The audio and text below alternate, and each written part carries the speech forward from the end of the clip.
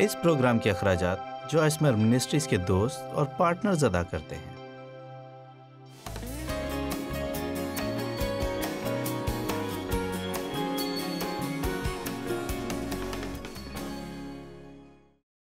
हाँ, हमें मुश्किलात का सामना रहता है। मेरी जिंदगी में भी बहुत सी मुश्किलात आई, लेकिन क्या आप जानते हैं कि बहरहाल जो कुछ हमारे साथ वाकई होता है वो हमें नाखुश करता है, बल्कि जो कुछ हमारे साथ होता है उस पर हमारा रवैया हमें नाखुश करता है। इससे पहले कि आप यहां से जाएं, मैं आपको तारीकी में से बाहर निकाल कर ला सकूं और आपके जहन की रोशनी ऑन कर सकूं, ताकि आप इस बात को पहचान सके कि यसू ने किस कदर भारी कीमत अदा की, ताकि आप एक जबरदस्त शानदार जिंदगी हासिल कर सकें। चोर नहीं आता मगर चुराने और हलाक करने को, लेकिन यसू ने कहा कि मैं इसलिए आया कि वो जिंदगी पाएं और कसरत से पाएं, यानी इस कदर ज्यादा कि किनारों से बाहर बहने लगे।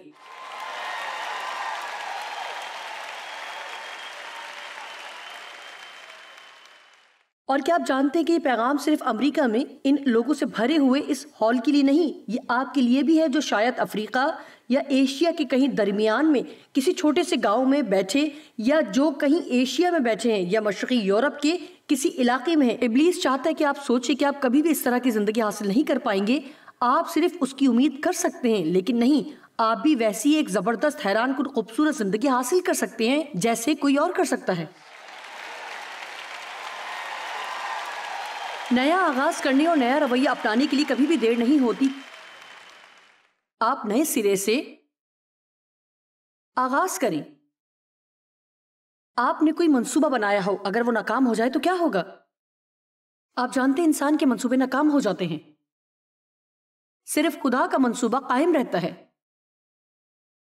खुदा पर भरोसा करने वाले की खुदा रहनुमाई करता है। लिहाजा जब चीजें काम ना करें तो बजाय इसके कि हम कड़वाहट का शिकार हों और बुरा रवैया अपनाएं, ये सोचे कि शायद खुदा हमें किसी चीज से बचाना चाह रहा हो और हमें उसका एहसास तक नहीं होता।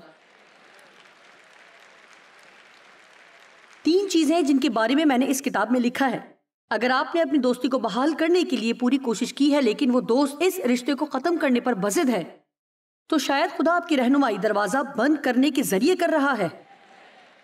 शायद खुदा दरवाजा बंद करके आपकी रहनुमाई कर रहा है। शायद ये दोस्ती अगर जारी रहे तो आपके लिए नुकसान का सबब बन सकती है।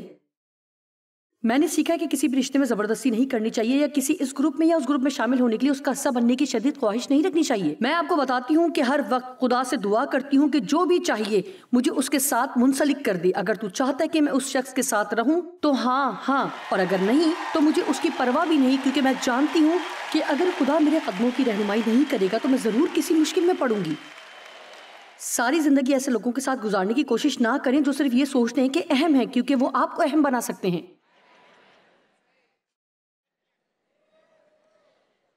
किसी खास कॉलेज में दाखिले के लिए आपने वो तमाम तकाजे पूरे किए जो उन्होंने कहे, लेकिन फिर भी आपकी दरख्वास्त मुस्तरद कर दी गई, तो खुदा आपको किसी ऐसे वाक़े से महफूज रख रहा है जो आपको नुकसान पहुंचा सकता है। अगर आपने जितनी मुमकिन मेहनत की है लेकिन आपको नौकरी से निकाल दिया गया, तो खुदा आपको एक ऐसे पेशे से बचाना चाह रहा है जो आपको कभी भी मुतमईन न करता, जो शायद आपके खानदान की जरूरियात पूरी ना कर सकता। अगर आप ट्रैफिक के रश में फंस गए और आप जल्दी में हैं और अब आप शदीद गुस्से में हैं क्योंकि आप वहां नहीं जहां आप चाहते थे, लेकिन शायद खुदा आपको किसी हादसे से बचाना चाह रहा है जो आगे उस रास्ते पर होना था जिस पर आपने आगे जाना था। मैंने और डेव ने सीखा है कि झुंझलाहट का शिकार होने की बजाय जाने कि हमारा वक्त खुदा के हाथ में है। हमारा वक्त खुदा के हाथ में है। अपनी जिंदगी को कुड़ने में सर्फ ना करें, क्योंकि चीजें हमेशा इस तरह से काम नहीं करेंगी जिस तरह से आप चाहते हैं। इसलिए सादगी से कहें कि हो सकता है खुदा को कुछ और ही मंसूबा हो। मैं इस पर भरोसा करूंगी। क्या आज कोई इस बात से कुछ हासिल कर रहा है?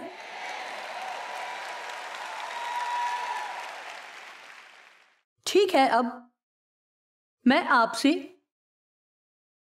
नई मशकों के बारे में बात करूंगी।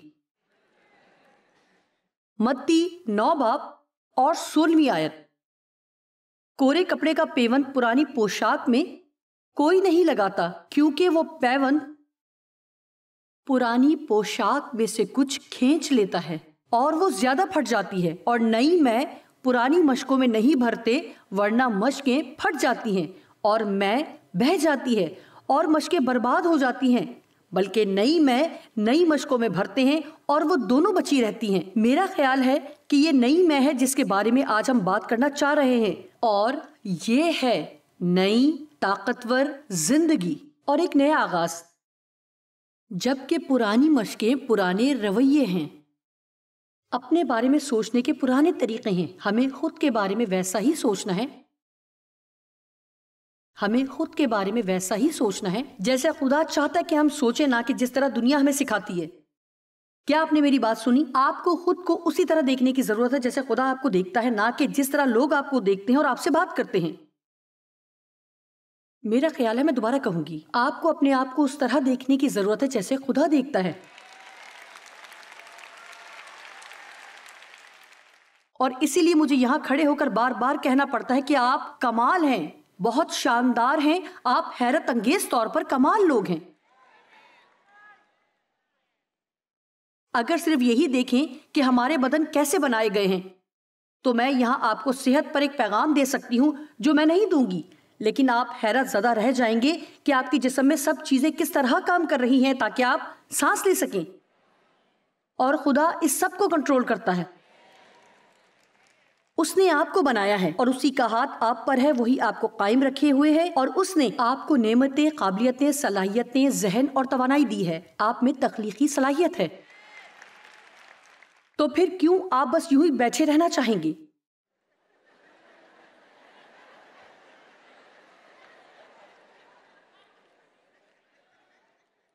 अगर मैं चॉइस होती तो क्या ही बात थी।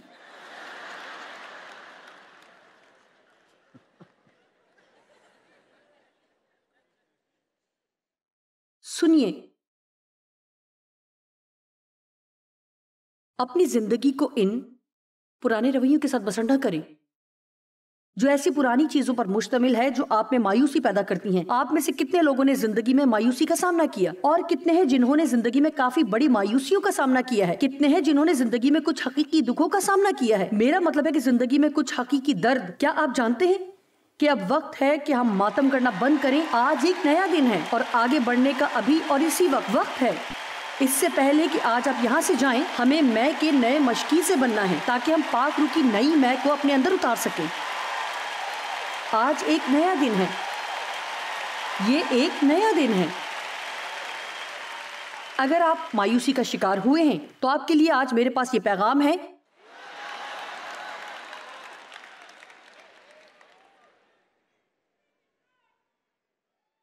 क्या आप एक नए रवैये को अपनाएं? वाओ, सब कुछ बदल जाएगा।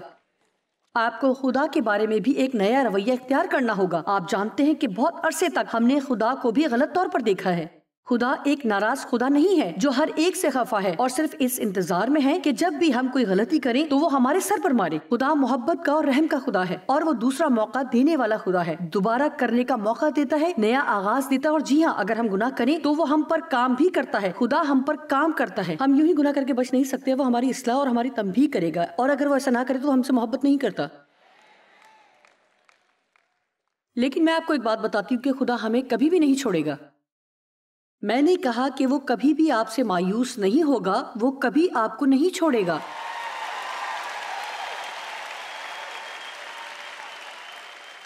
खुदा ने आप पर काम खत्म नहीं किया, बल्कि उसने तो अभी शुरू भी नहीं किया।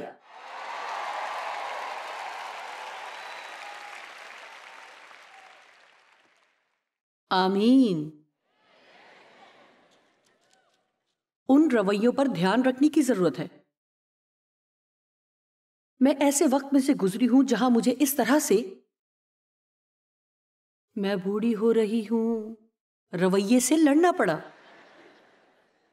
सड़क पर अपनी जिंदगी के 38 साल के बाद होटल के एक कमरे में आग खुलती है। रोशनियां हल्की हैं और गंदे पर्दे अजीब तौर पर लटके हैं और कालीन पर दाग हैं, और आप सोचते हैं कि मुझे नहीं मालूम खुदा कि मैं ये सब कर। और क्या आप जानते हैं कि मैंने इसे नहीं छोड़ा इस आधे जुमले की तरह? नहीं नहीं, मैं बाबरकत हूं कि ये कर रही हूं और शुक्रगुजार हूं कि खुदा के लोगों की मदद कर रही हूं।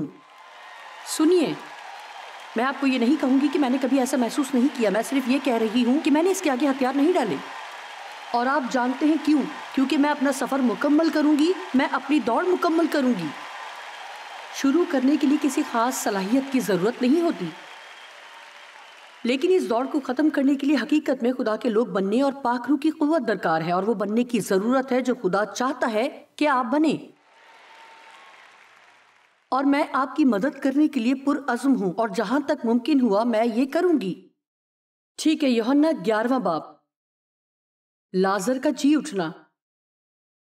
सबसे पहले तो मुझे 40वीं आयत बहुत पसंद है, लिहाजा मैं वहीं से आगाज करूंगी। यसू ने उससे कहा, क्या मैंने तुझसे ना कहा था कि अगर तू ईमान लाएगी तो तू खुदा का जलाल देखेगी। यह है वो पहला नया रवैया जिसे आपको अपनाना है, और यह है शक करने की बजाय ईमान रखने का रवैया। हर दिन उठे और कहें कि मेरा ईमान है कि आज मेरे साथ कुछ अच्छा होगा। क्या आप इसे अपनी आदत बना सकते हैं? मेरा ईमान है कि आज मेरे साथ कुछ अच्छा होगा। आइए ऐसे करने की कोशिश करें। आए दोबारा कोशिश करें। मैं ईमान रखती हूं कि आज मेरे साथ कुछ अच्छा होगा।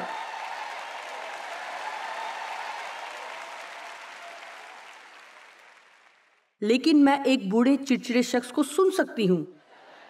आहा, मैंने कल कोशिश की थी और कुछ भी अच्छा वाकई नहीं हुआ। खैर, इसे बार बार करें, बार बार करें, बार बार करें, बार बार करें, दोबारा करें, फिर करें, इस वक्त तक करें जब तक आप अपने मजबूत अल्फाज से और अपने मजबूत रवैये से इब्लीस को इस हद तक थका नहीं देते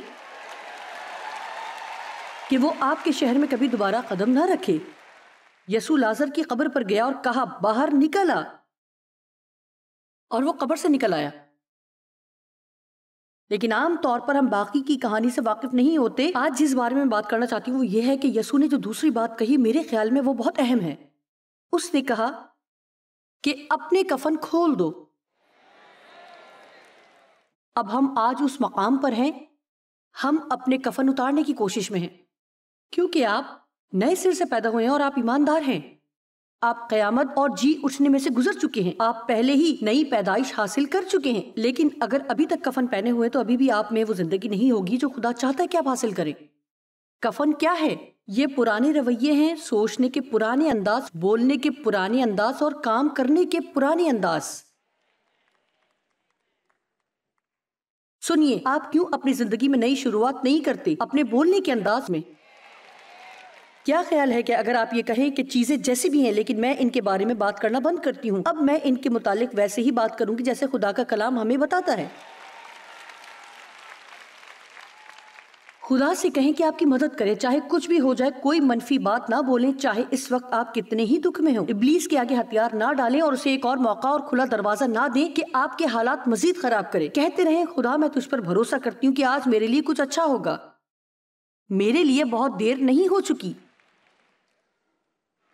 मुझे अपना आज का पैगाम बहुत पसंद आया है।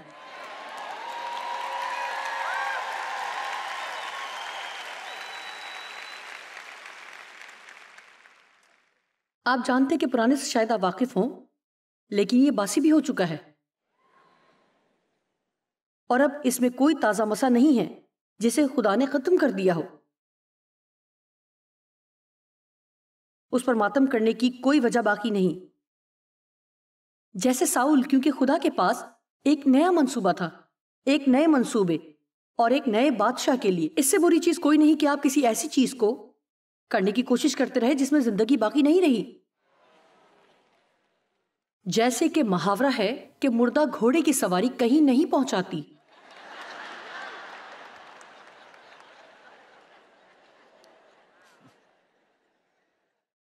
वाह, जी हाँ, वाह वाह वाह, उसकी शफकत हर रोज ताजा है। हर वक्त 24 घंटे हमें एक नए आगाज का मौका मिलता है। आप जानते हैं, मेरा ख्याल है कि जैसे खुदा ने सूरज को तुलू होने और गुरूब होने को मुकर्रर किया है, यह हमारे लिए एक पैगाम है। और मैं वाकई दयानतदारी से इस बात पर ईमान रखती हूँ कि जिस तरह उसने एक दिन को 24 घंटे पर तकसीम किया है, सोचे कि अगर आप सब कुछ दुरुस्त करते हैं तो आप तकरीबन 16 घंटे जागते और 8 घंटे सोते हैं, जो मैं जानती हूँ आप में से कुछ के लिए हैरानकुन होगा। और आप जानते हैं कि इससे कतई नजर की चीजें कितनी खराब हैं, लेकिन रात को आप एक अच्छी नींद सो सकते हैं और अगले दिन आप कुछ बेहतर होते हैं। और फिर खुदा कहता है कि हर रोज उसकी शफकत और रहम नया है, लिहाजा सच में हर रोज एक बिल्कुल नया आगाज है।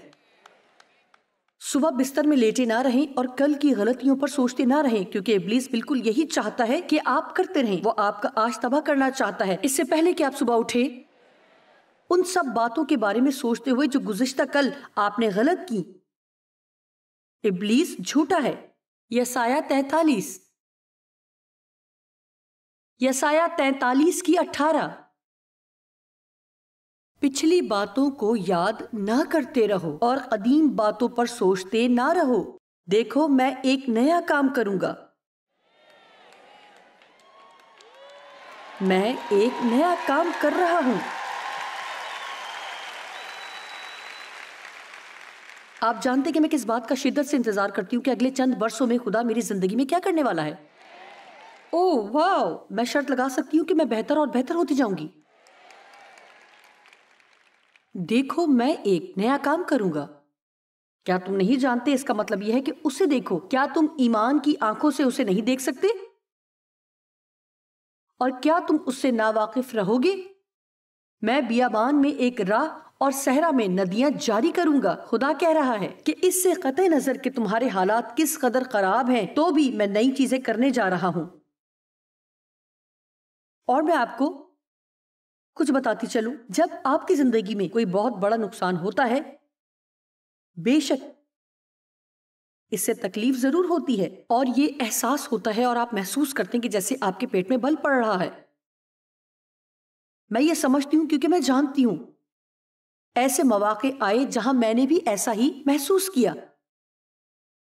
लेकिन ये सिर्फ एक एहसास है, जज्बात हैं। क्योंकि जब भी आप अपनी बहुत सी तवज्जो किसी चीज में लगाते हैं और वो काम नहीं करती, तो बेशक इससे आप में मायूसी पैदा होगी। जानते हैं कि आपके पास सिर्फ 2 इंतखाब हैं। आप मायूसी की जिंदगी गुजार सकते हैं या आप नया आगाज कर सकते हैं। यही हमारा वाहिद इंतखाब है। मायूसी में जिंदगी गुजारें, माजी में जिंदा रहें और इब्लीस को मौका देके वो मजीद आपको खराब करे, या फिर इस सबको खुद पर से झटक दें और कहें खुदा जिंदा है, जमीन पर मेरे लिए उसका एक अच्छा मंसूबा है। मैं वो हूं जो वो कहता है कि मैं हूं, मैं वो कर सकती हूं जो वो कहता है कि मैं कर सकती हूं। मैं दोबारा आगाज करूंगी, मैं एक नया रवैया अपनाऊंगी, एक नई शुरुआत करूंगी। मैं अपनी कब्र वाला कफन उतार दूंगी। ये वही दिन है जिसे खुदावंद ने मुकर्रर किया है। मैं इसमें शादमान होंगी और खुशी करूंगी।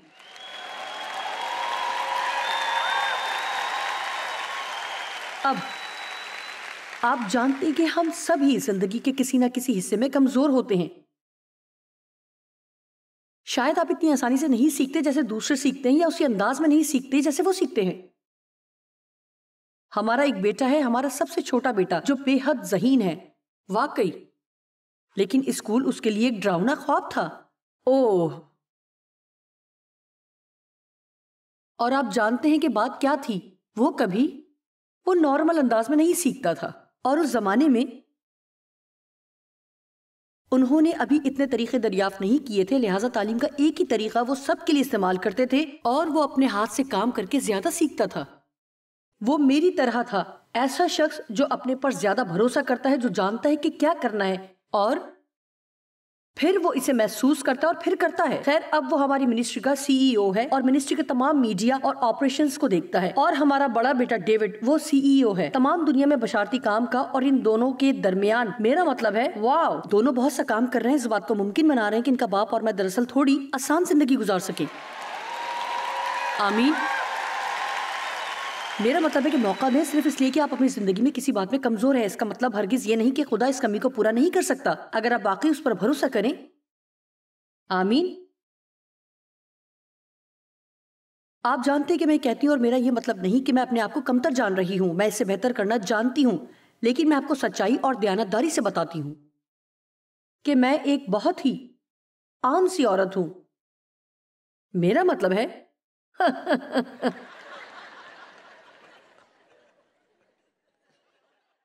कि मेरे पास एक आम मिकदार में जहानत है, लेकिन मैं कोई बहुत आला जहानत की हामिल नहीं हूं।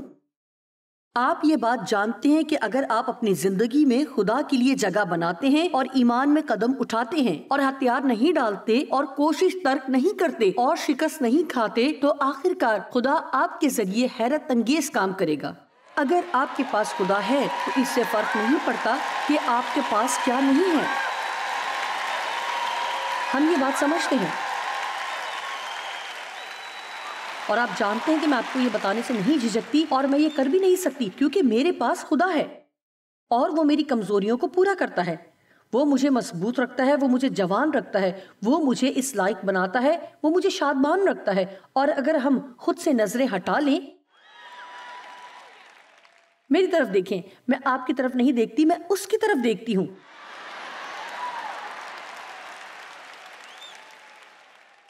एक मिनट के लिए मुझे ज़कई के लिए बोलना बंद करना होगा। मुझे अफसोस है अगर आपने मुझे उसके बारे में बोलते सुना है, लेकिन मुझे उसके बारे में बात करना पसंद है।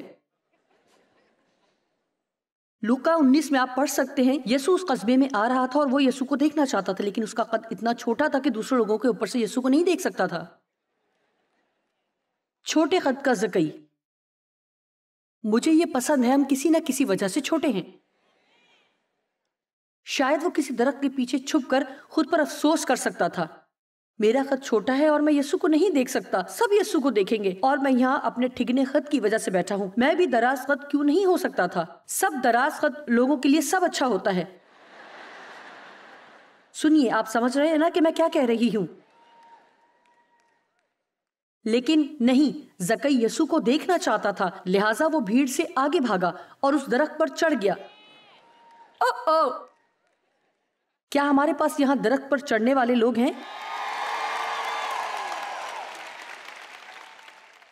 अब आप समझे कि यहाँ एक रूहानी सबक मौजूद है।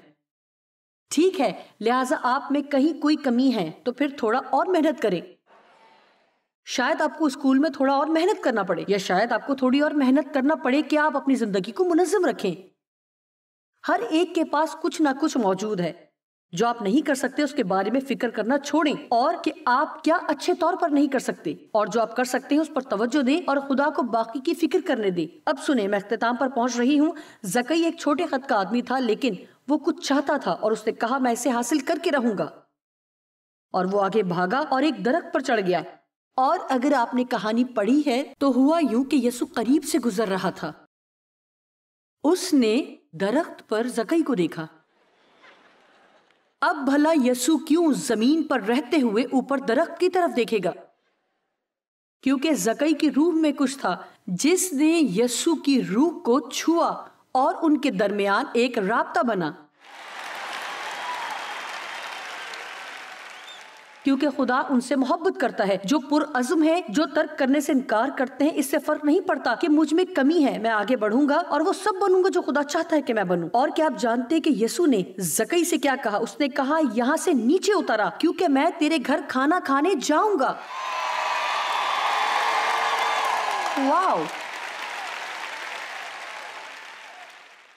और वो एक महसूल लेने वाला था, और खास तौर पर एक बुरा शख्स और चोर।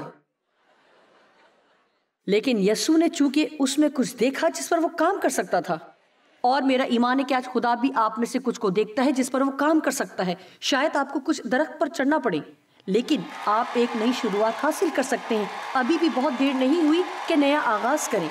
सुने, अपने कदमों पर खड़े हों और बुलंद आवाज से खुदा की तारीफ करें। मैं वाकई आपकी हौसला अफजाई करना चाहूंगी कि मायूसी और पछतावे की आग में जलते ना रहें या किसी किस्म की नाकामी के रवैये में फंसे ना रहें, बल्कि खुदा को इजाजत दें कि आपको एक नया आगाज दे। फिलिपियों 3:13 कहती है, सिर्फ ये करता हूँ कि जो चीजें पीछे रह गईं उनको भूलकर आगे की चीजों की तरफ बढ़ता हुआ जाता हूँ।